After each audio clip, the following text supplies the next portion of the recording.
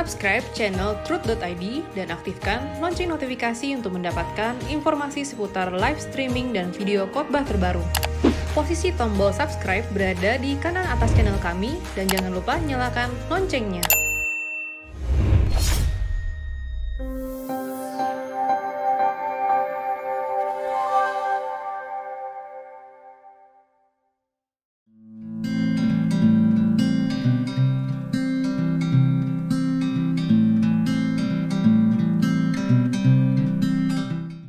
Shalom saudara, Anda bertanya, Alkitab menjawab di episode 42. Ya.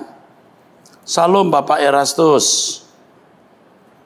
Saya ibu bekerja dan memiliki 2 orang anak usia 17 tahun dan 11 tahun. Saya mengikuti suara kebenaran sejak 4 tahun yang lalu.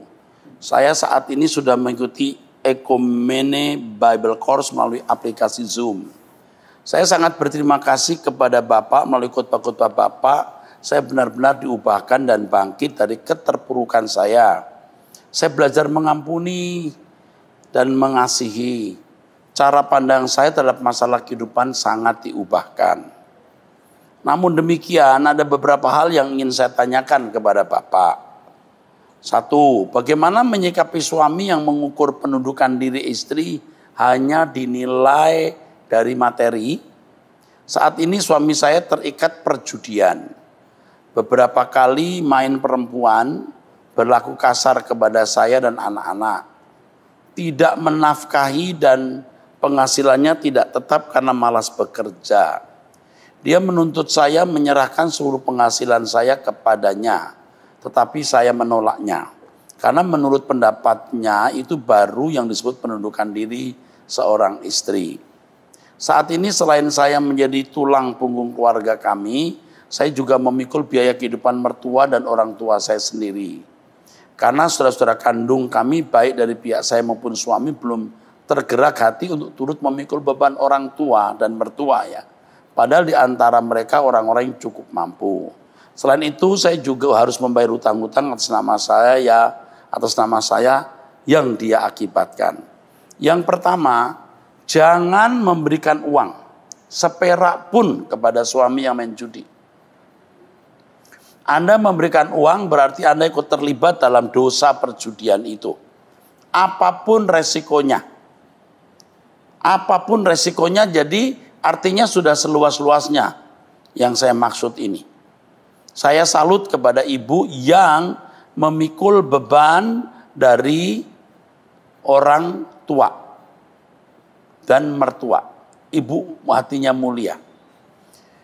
Kalau suami mengatakan bahwa pendudukan diri istri kepada suami bisa artinya tidak terbatas, termasuk harus memberi uang, itu sesat. Itu pandangan yang salah dan jangan turutilah. Dia hidup dalam perjudian juga sudah merupakan filosofi yang salah, belum lagi main perempuan. Kalau dia benar-benar main perempuan, ibu harus berani berkata tidak pada waktu diajak hubungan seks. Harus berani berkata tidak. Kecuali dia memeriksakan diri ke dokter dulu. Karena tubuh ibu bait Roh Kudus, jangan sampai terpapar HIV, raja singa, sipilis atau sejenisnya. Kalau dia marah Pak, jangan takut kepada manusia. Jangan takut.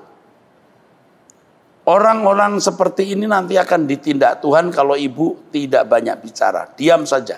Jangan membalas kejahatan dengan kejahatan. Ingat, kalau dia main perempuan, jangan mau melayani hubungan seks. Karena bisa tertular penyakit. Dan tubuh ibu bait Roh Kudus, ibu tertular, anak ibu tertular, bisa bahaya. Ya, ingat jangan memberi uang seperak pun. Ingat, apapun resikonya, apapun resikonya. Suami seperti ini suami yang kurang ajar ya. Tuhan akan bertindak nanti. Bagaimana menyembuhkan luka hati anak-anak kami dan mengajarkan kebenaran kepada mereka sedangkan suami tidak memberi teladan yang baik. Anak-anak sering memberontak jika dinasihati suami. Udah jelas, anak-anak memberontak. Tapi ibu harus menjadi pengganti suami. Ibu jadi bapak, juga jadi ibu. Jadi imam, juga pendamping imam bagi anak-anak. Dan anak-anak akan melihat kemuliaan Tuhan dalam hidup ibu. Jangan ibu merasa nanti anak-anak rusak. Oh enggak. Kalau ibu bisa menampilkan kehidupan yang agung, anak-anak akan terbawa ikut Tuhan. Bahwa terus mendengar suara kebenaran. Ya. Bagaimana mengubah pola pikir suami saya? Suami saya rajin beribadah ke gereja tapi sebatas rutinitas karena memang Kristen sejak lahir. Ia menganut ajaran yang mengajarkan bahwa yang penting Kristen pasti masuk surga. Bagaimanapun perilakunya. Nah ini modelnya. Ini namanya orang Kristen yang tidak percaya. Percaya itu berarti menyerahkan diri kepada objek yang dipercaya. Dalam hal ini harus mengikuti jejak Yesus. Ini jejak siapa yang diikuti? Ya, bukan jejak Tuhan. Orang Kristen seperti ini masih judi, main perempuan, pasti masuk neraka. Tapi dia percaya Pak, dia tidak percaya. Secara akali dia yakin, tapi percaya itu bertindak. Berarti dia bukan orang percaya. Dia bukan orang beriman. Dia tidak bisa dibenarkan. Oke, ibu pasti ikuti EBC bukan? Ini kelompok orang Kristen kelompok 3. Ini Kristen atau kelompok manusia yang ketiga. Kristen tapi tidak beriman. Saya khawatir tindakan saya masih kurang berkenan dan saya sangat rindu menyenangkan hati Bapak di surga. Lebih lagi, mohon nasihat dari Bapak, terima kasih. Bu, saya tidak sebutkan nomor telepon Ibu dan nama kota dan lain-lain, saya tidak mau nanti suami akan tahu, jangan nanya ini. Ya, oh, dan yang lain mungkin tahu, tidak perlu. Kasus seperti ini ada di banyak orang, betul-betul. Banyak, dan saya sebagai gembala jemaat, yang melayani jemaat sudah 40 tahun dan sudah jumpa dengan ratusan bisa ribuan orang, saya sudah melihat banyak hal-hal semacam ini. Apalagi jemaat yang saya layani hari ini kan juga sudah belasan ribu, jadi saya sudah melihat fakta-fakta begini. Oke. Saya jemaat gereja lain di Pekanbaru, tapi sejak 2 tahun lalu saya sudah mendengar khotbah-khotbah Bapak di YouTube selama pasca COVID-19. Ini belum pasca kali Bu, COVID masih ada ya. Kami beribadah streaming hampir semua acara diikuti istri dan saya. Oh ini Bapak ini ya. Ini Bapak ini. Kami ingin GSKI ada di Pekanbaru supaya kami beribadah di situ dari sejak 2 tahun lalu. Banyak kebenaran-kebenaran dan pemahaman-pemahaman firman Tuhan kami dapat. Banyak juga yang saya pahami sendiri karena saya juga belajar sendiri, dikuatkan, diteguhkan, diyakinkan dengan yang Bapak kemukakan. Banyak Pak, thanks Bapak. Tuhan Yesus memberkati Bapak, pelayanan Bapak dengan semakin banyak yang bertobat, memahami dan melakukan firman Tuhan. Oke, di Pekanbaru memang belum ada, atau sudah ada saya lupa. Kalau ada nanti akan dihubungi staf saya. Tapi Bapak enggak usah harus bingung, ikut saja YouTube, enggak masalah ya. Kalau Bapak mau kumpulkan beberapa orang membangun yang namanya House of Truth. Belajar firman dari YouTube, bersama-sama mendiskusikannya, buatlah itu kelompok komunitas itu. Bapak memberitakan dulu kebenaran kepada teman-teman ya, sampai kemudian Bapak bisa membuat komunitas itu. Yesaya 11 ayat 8. Selanjutnya saya mau tanya nih Pak, ayat ini menggambarkan keadaan di LB3, anak yang menyusu akan bermain-main dekat liang ular bertedung, dan anak yang cerai susu akan mengulurkan tangannya ke sarang ular beludak. Di situ tidak akan ada lagi bayi yang hanya hidup beberapa hari atau orang tua yang tidak mencapai umur suntuk. Sebab siapa yang mati pada umur 100 tahun masih akan dianggap muda, dan siapa yang tidak mencapai umur 100 tahun akan dianggap kena kutuk.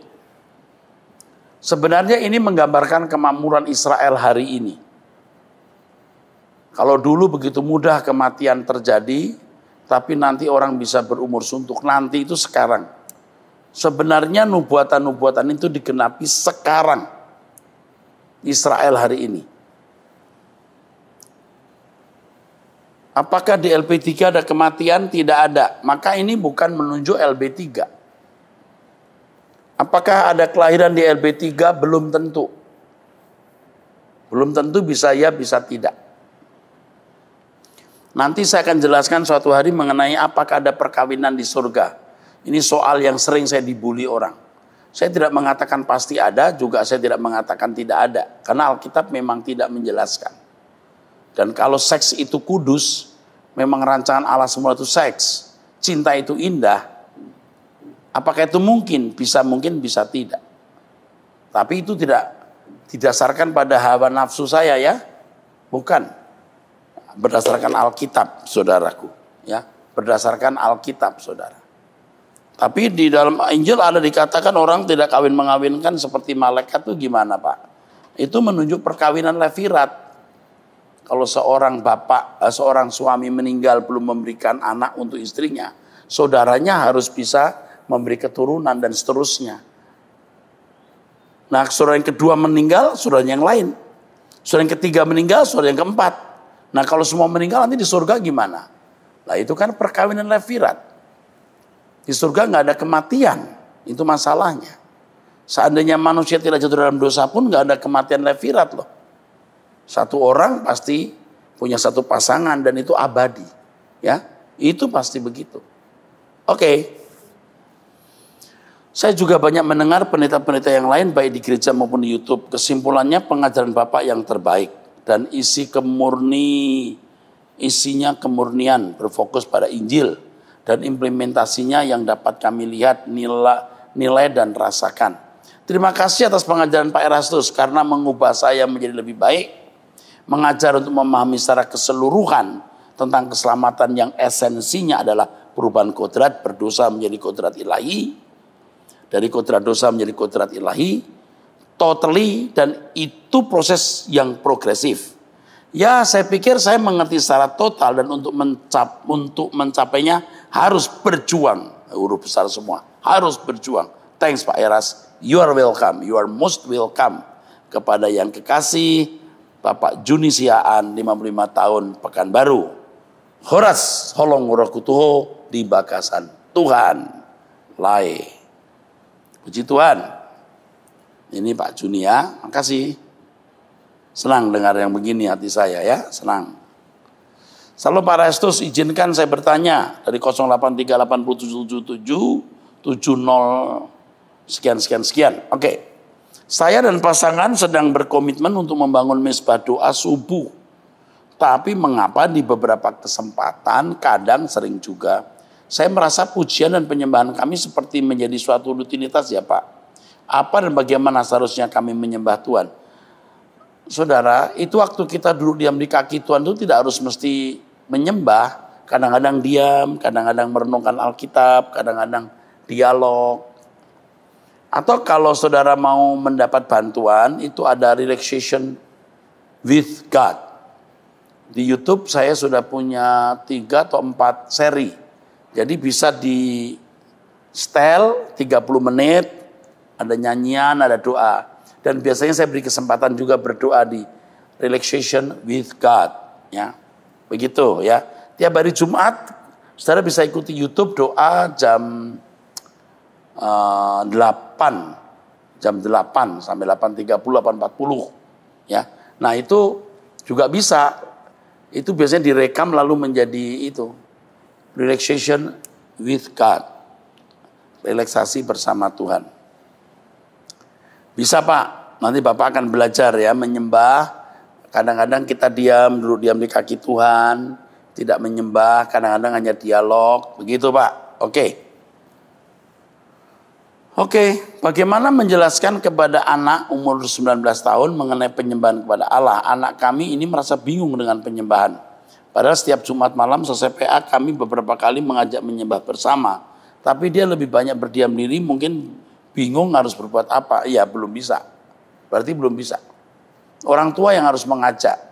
Tapi kalau orang tua mengajak tolong jangan bertele-tele. Kalau belum bisa 30 menit ajak 15 menit. Nah kalau belum bisa jangan dipaksa. Suruh belajar firman dulu. Mindsetnya dirubah, pengertiannya diisi, maka dia akan didorong berdoa dengan sendirinya. Jangan paksa. Terima kasih banyak Pak Eras, selalu sehat dan selalu menjadi Bapak rohani bagi kami untuk hidup mengenakan hidup Tuhan Yesus Kristus. Tuhan berkati ya Pak. Saya percaya yang memberikan pertanyaan ini orang yang sudah dijamah Tuhan. Kita akan ketemu nanti di langit baru, bumi baru. Ya. Pasti itu. Ya. Rasanya saudara sudah sulit untuk mundur atau menoleh ke belakang. Oke, teruskan 0823994992 sekian. Salam Pak Era, saya mau tanya apa kedatangan Tuhan Yesus memiliki 2 tahap. Yang saya dengar tahap ke-1 sebelum masa aniaya, tahap kedua sudah masa aniaya. Mohon penjelasannya Pak. Waduh, ini dari NN, saya jawab begini. Saya janji ya, saya akan seminar dan khotbahkan mengenai hal ini. Kalau saya jawab sekarang, aduh saya bisa kacau, Anda bingung saya kacau juga ya. Karena saya nggak tahu bagaimana menjelaskannya dengan panjang lebar. Saya janji akan menjelaskannya. Karena tidak bisa dijelaskan dalam waktu singkat. Oke, salam Pak Erastus, saya mau menanyakan bagaimana menghadapi suami yang merasa tidak dihargai. Jadi selalu menilai buruk istri. Suami merasakan sikap yang selalu benar dan menilai kelakuan istri negatif saja. Padahal kami sama mencari nafkah. Terima kasih. Kadang-kadang gini ya Bu, tidak mungkin tuh, maaf ya Bu ya, maaf ya. Tidak mungkin itu ada asap nggak ada api. Tidak mungkin. Tapi anggaplah nggak ada api lalu ada asap. Asap buatan maksudnya. Berarti suami ibu ini sakit. Latar belakangnya apa entah bagaimana waktu kecil itu dibully dengan kondisi bagaimana sehingga merasa direndahkan. Atau ibu seorang yang berprestasi lebih dari suami, atau di depan orang ibu sering dipuji orang atau lebih dihargai daripada suami, lalu bisa menjadi keadaan seperti ini, suami merasa kurang dihargai.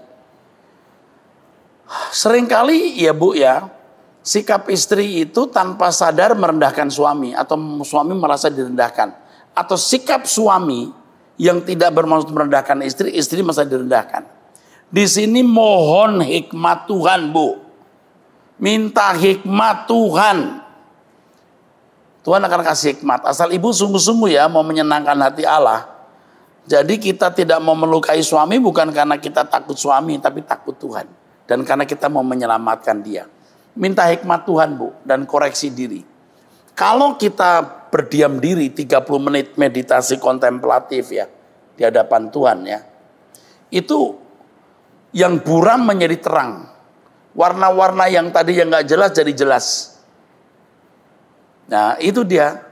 Hal yang kelihatannya tidak jelas akan jelas pada waktu kita berdoa. Jadi sebaiknya ibu punya waktu meditasi dan memperkarakan ini di hadapan Tuhan. Percaya nggak Bu? Tuhan pasti bicara. Pasti bicara. Pasti diberitahu. Bagaimana harus bersikap terhadap suami model itu. Puji Tuhan. Salam Pak Eras yang terhormat, saya mau bertanya. Soal baptisan dalam Kisah Rasul disebut oleh seorang pendeta baptis. Oleh seorang pendeta, baptis harus dalam nama Tuhan Yesus Kristus. Kisah Rasul 18. Karena periode baptis dalam nama Bapa, Anak, Roh Kudus itu semasa Yesus jadi manusia. Ini sudah jadi persoalan lama. Dalam nama Allah Bapa, Putra, Roh Kudus, yaitu dalam nama Tuhan Yesus Kristus. Sebenarnya tidak prinsip. Yang penting komitmen meninggalkan manusia lama, hidup dalam hidup yang baru. Soal redaksional kalimat, ya, format kalimat baptisan tidak terlalu penting. Yang penting ada dalam nama Tuhan Yesus Kristus. Tidak salah lebih lengkap dalam nama Bapa, Anak, dan Roh Kudus dalam nama Tuhan Yesus Kristus. Lebih lengkap. Yang penting ingat, isi dari baptisan itu meninggalkan manusia lama, lalu mengenakan hidup yang baru. Amin. Tentang Tritunggal, ada seorang pendeta yang mengajarkan bahwa kalau menyembah Tritunggal terkutuk. Menyembah Bapa terkutuk dan binasa.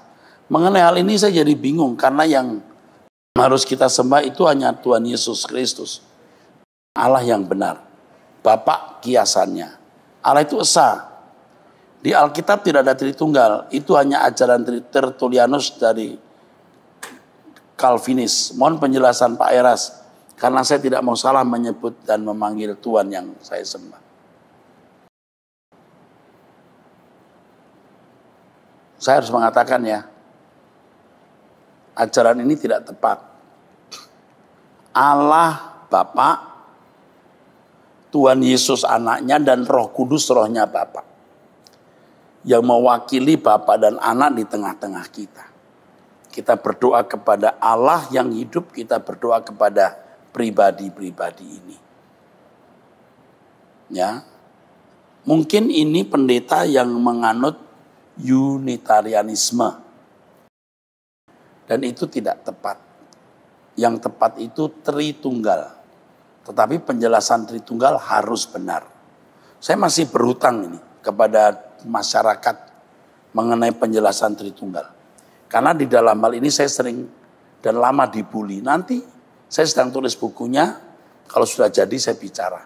Sekarang belum, ya. Jangan ikuti ajaran ini. Saya seorang pendoa syafaat di suatu gereja yang besar.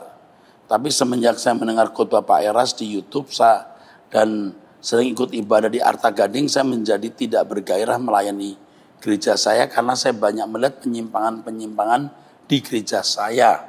Dari hal perpuluhan yang dengan ancaman doa Yabes, dari hal perpuluhan dengan ancaman doa Yabes, Pentakosta kedua ke-1, 2, 3, buah sulung yang sampai diundur-undur, dan banyak hal-hal mistis dan lain-lain. Saya rencana mengundurkan diri, tidak mau jadi pendoa di gereja tersebut lagi.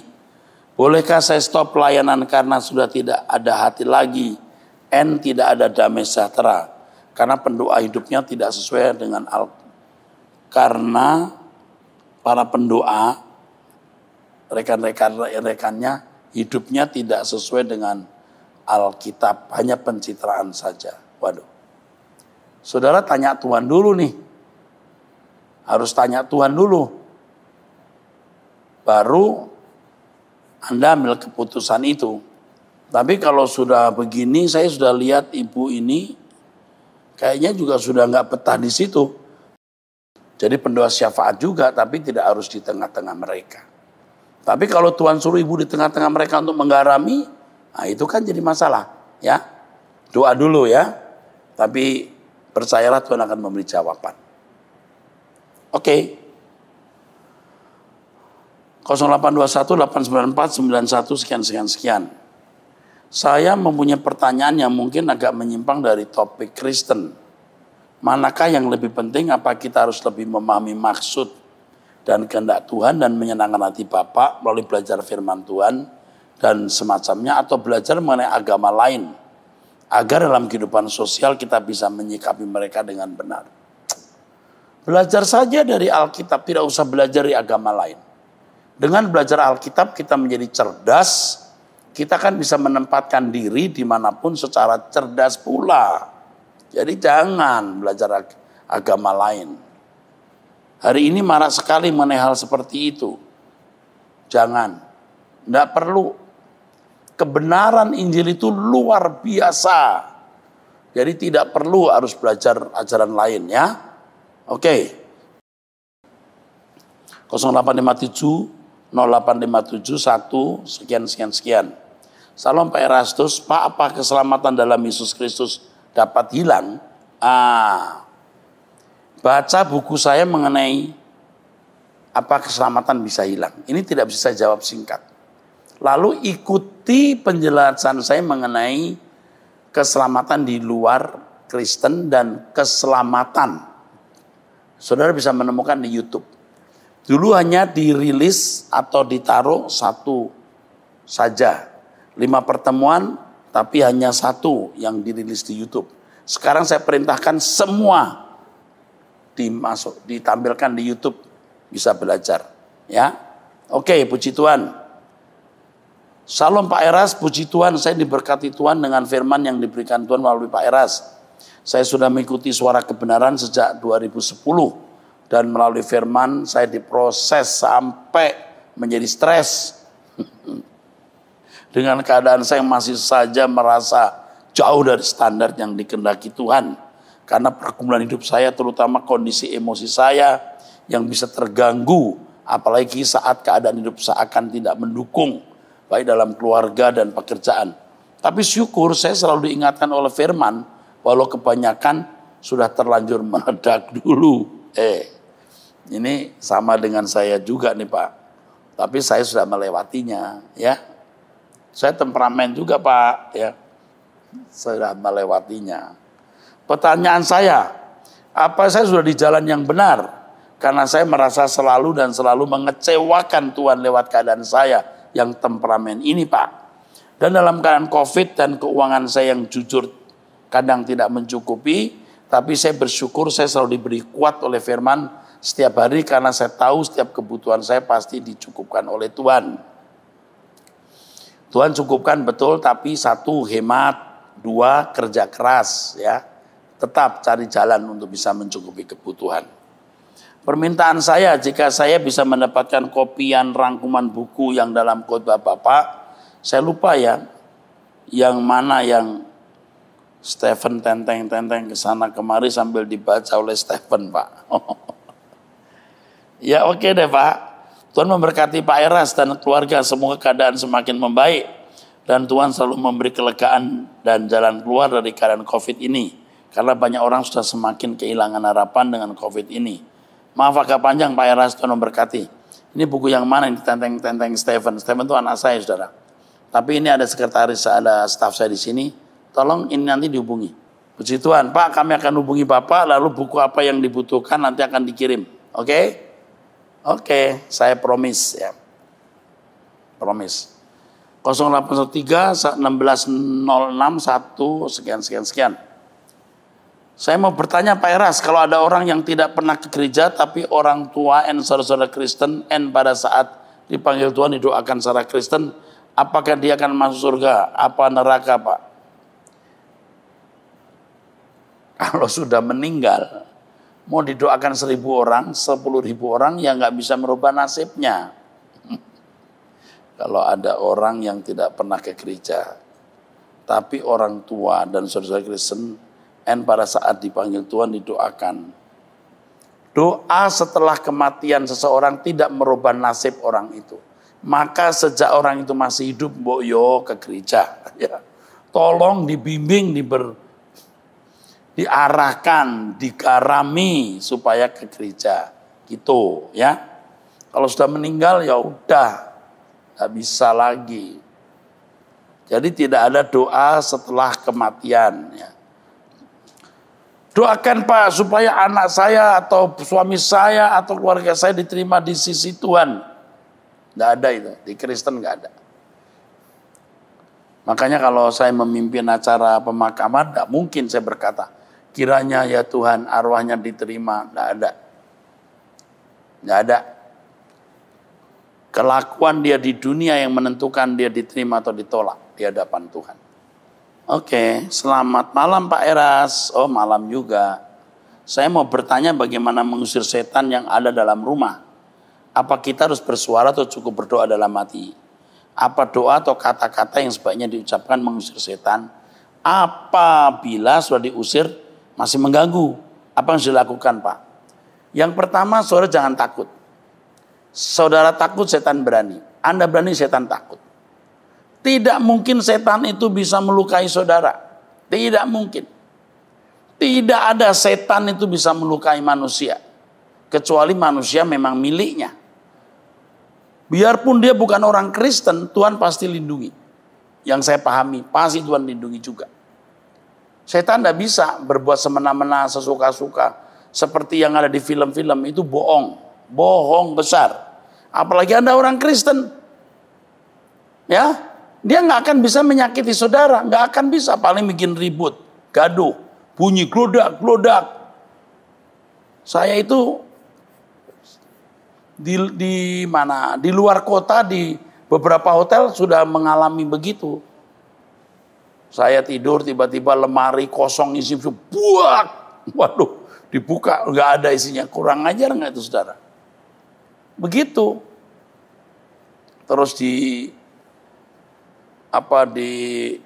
kaca atau di beranda samping ada bunyi orang apa. Kita jangan takut. Jangan terus, Tuhan tolong. Nggak usah. Usir aja dalam nama Yesus keluar kamu. Makanya kalau saya masuk hotel, berasa juga gini. Kita bilang, minggir ya. Saya mau pakai tempat ini. Minggir. Minggir aja. Saudara berdoa, udah usir aja. Jangan anggap itu masalah besar. Yang besar itu setan di otak kita. Setan kebencian, setan kemarahan, setan ketidakjujuran, setan jinah. Itu yang mesti kita usir.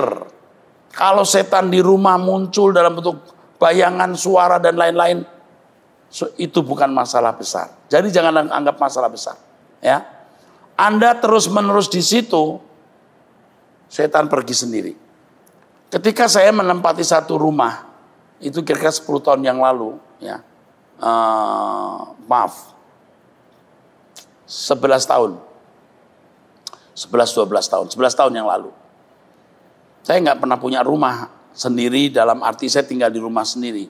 Saya selalu tinggal di asrama, lalu saya tinggal di rumah itu. Depan saya waktu itu masih ada orang jual gado-gado, saya masih ngejual ketoprak gitu. Sekarang udah nggak ada, jadi rumah-rumah. 11 tahun yang lalu, 10-11 tahun yang lalu. Itu orang-orang itu cerita, Pak, ini rumah paling angker nih, yang rumah Bapak tempat ini paling angker nih. Ya memang pembantu saya juga pada waktu lagi diperbaiki, bukan dibangun ya, diperbaiki sana sini, dia jaga di situ, dia lihat ada orang naik turun tangga gitu. Ya aneh-aneh juga. Tukang di lantai atas, tapi di bawah ada orang buka pintu, buak. Lalu di situ ada penyembahan berhala lah gitu, saudara, yang 24 jam itu ada bunyi penyembahannya gitu. Saya datang ke situ, ya udah, enggak masalah, enggak ada apa-apa ya. Saya seringkali dalam hati berkata, kamu muncul saya robek kamu. Jadi kita harus rileks aja ya, enggak usah takut. Baik, sudah selesai ya. Kita sudah selesai di episode 42. Kita nantikan episode 43. Saya minta kalau saudara tanya sekali, jangan 2 kali, nanti saya bingung. Sekali kirim SMS, kalau belum dibaca tunggu. Jangan saudara kirim lagi. Saya jadi bingung loh kok 2 kali ya. Oke? Tuhan berkati. Sola Gracia.